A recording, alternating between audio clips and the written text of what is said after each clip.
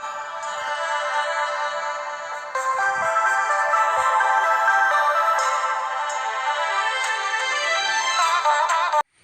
friends, welcome to our video presentation about the poem Lines Written in Early Spring, written by the famous romantic poet William Wordsworth.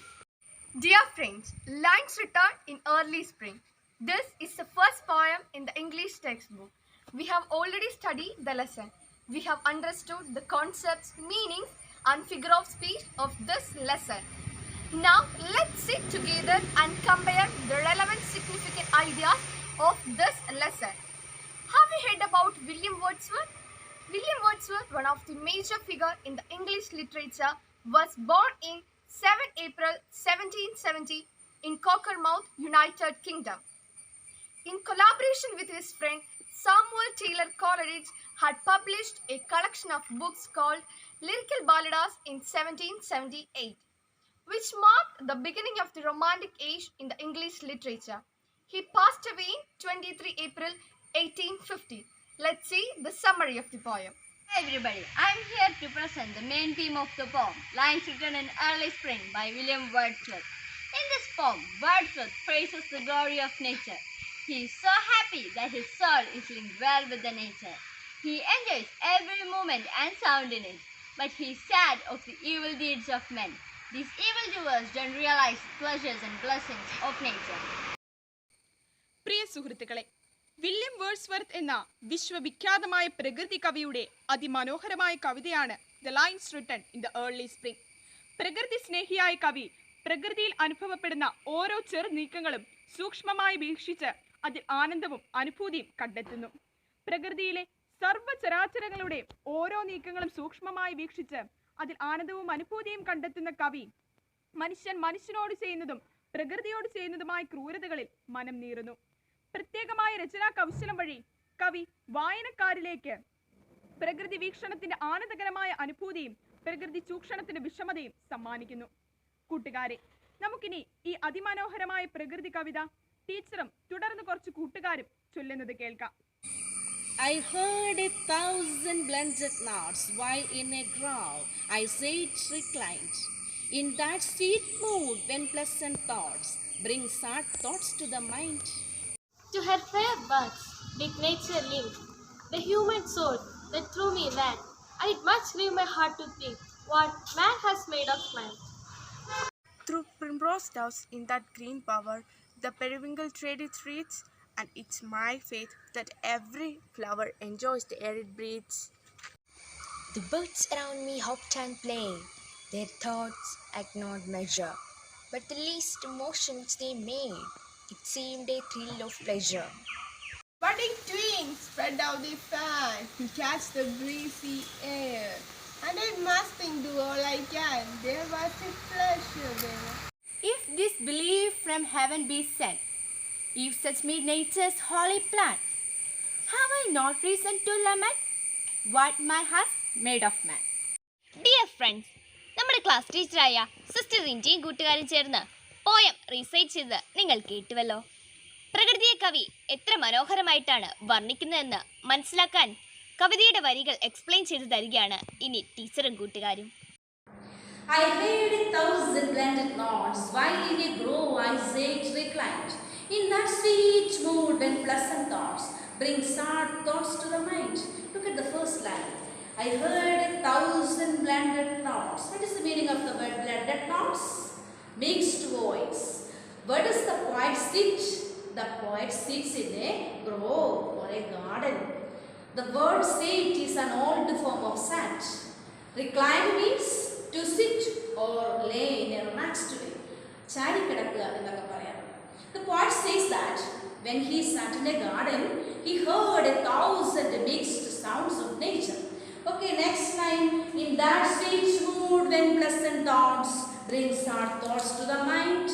സന്തോഷകരമായ ചിന്തകളിൽ മുഴുകി നിൽക്കുമ്പോൾ കവിയുടെ മനസ്സിലേക്ക് ദുഃഖകരമായ ചിന്തകളും കടന്നു വരികയാണ്.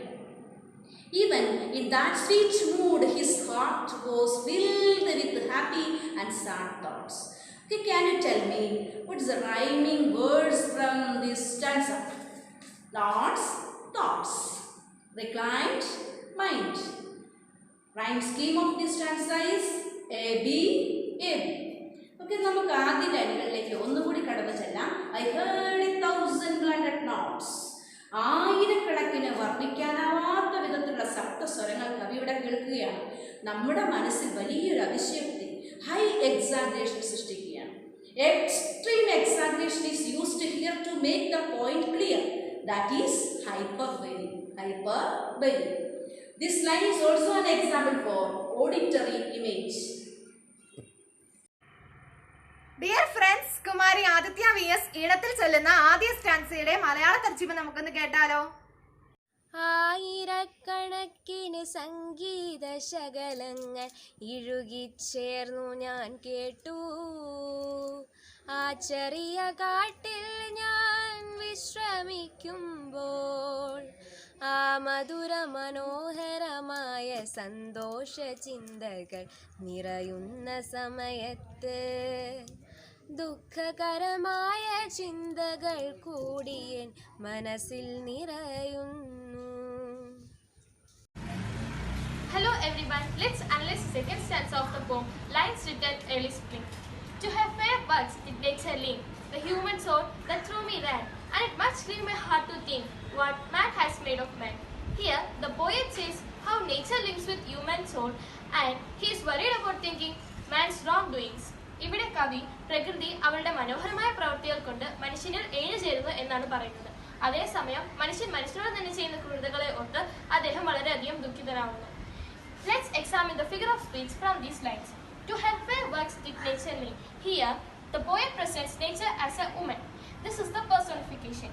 And here, the consonant letter M is repeated. And this is the alliteration. Let's move to the third stanza. Kumari Vaishali VN second സ്റ്റാൻസയുടെ മലയാള പരിഭാഷയുമായി ഇതാ നമ്മോട്. പ്രകൃതിയുടെ മനോഹരമായ പ്രവൃത്തികളോട് മനുഷ്യ മനസ്സിനെ അവൾ ബന്ധിപ്പിക്കുന്നു. എന്നിലൂടെയും അത് കടന്നു പോകുന്നു. പക്ഷേ മനുഷ്യൻ മനുഷ്യനോട് ചെയ്യുന്നതോർക്കുമ്പോൾ എൻ്റെ ഹൃദയം വേദനിക്കുന്നു. Hello friends, let's analyze the third stanza. Through primrose tufts in that green bower, the periwinkle trail its streams. Here we can see the coexistence in nature and the beauty of the nature. Primrose means a flowering plant and periwinkle is also a plant. Tufts means group, bunch, കൂട്ടം എന്നൊക്കെയാണ് അർത്ഥം. And it's my faith that every flower enjoys the air it breathes. And അതിന്റെ വിശ്വാസമാണ് എല്ലാ പുഷ്പങ്ങളും ശ്വസിക്കുന്ന വായുവിനെ അത് ആസ്വദിക്കുന്നു. So let's move to the figure of speech in this stanza. First we can see the rhyming words. Bower, flower, wreath, breathe. Next is personification. We can see that every flower enjoys the air it breathes. Next is visual image. Here we can see the primrose tufts and the periwinkle flowers. So I think friends you got it. Let's move to the fourth stanza.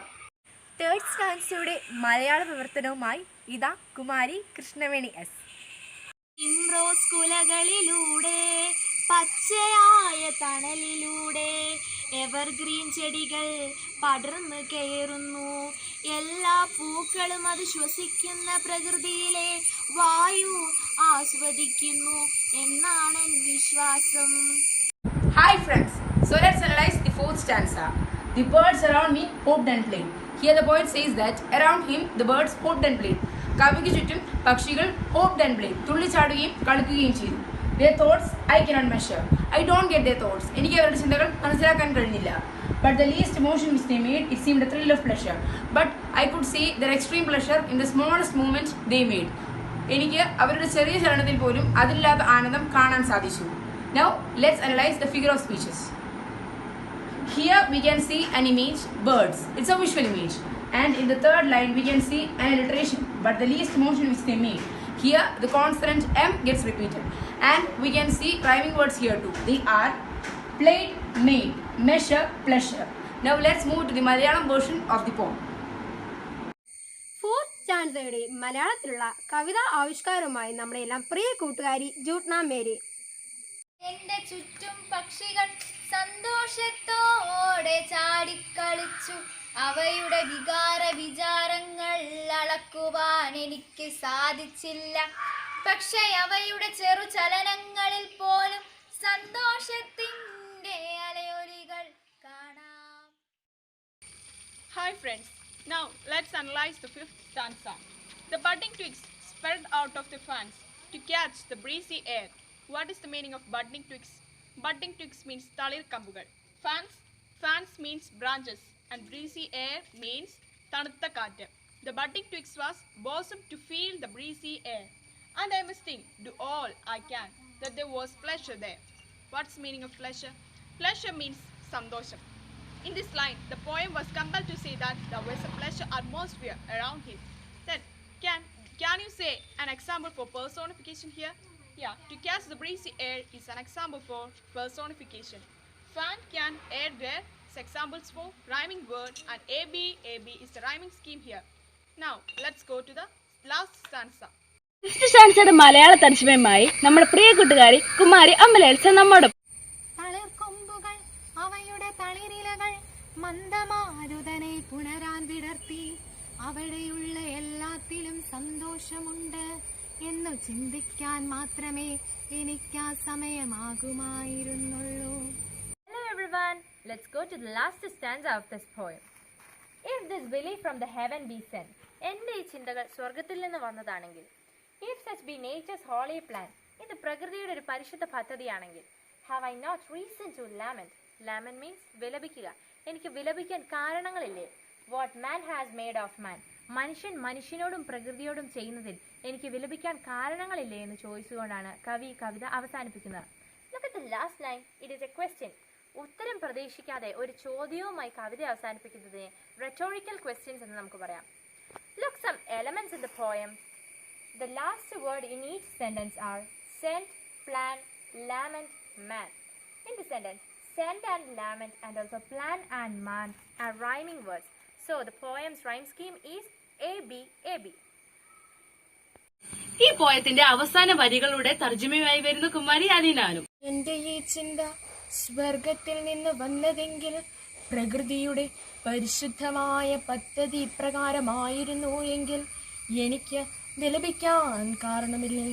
മനുഷ്യൻ പ്രകൃതിയോടും മനുഷ്യനോടും ചെയ്യുന്നതിൽ. Dear friends, Pious Miss GHS 10th C class students present at this video before you.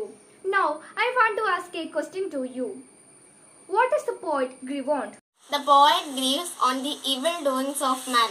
Why did the poet feel sad when reclining in the grove?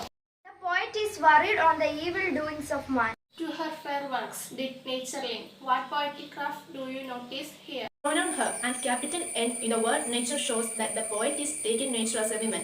This is an instance of personification.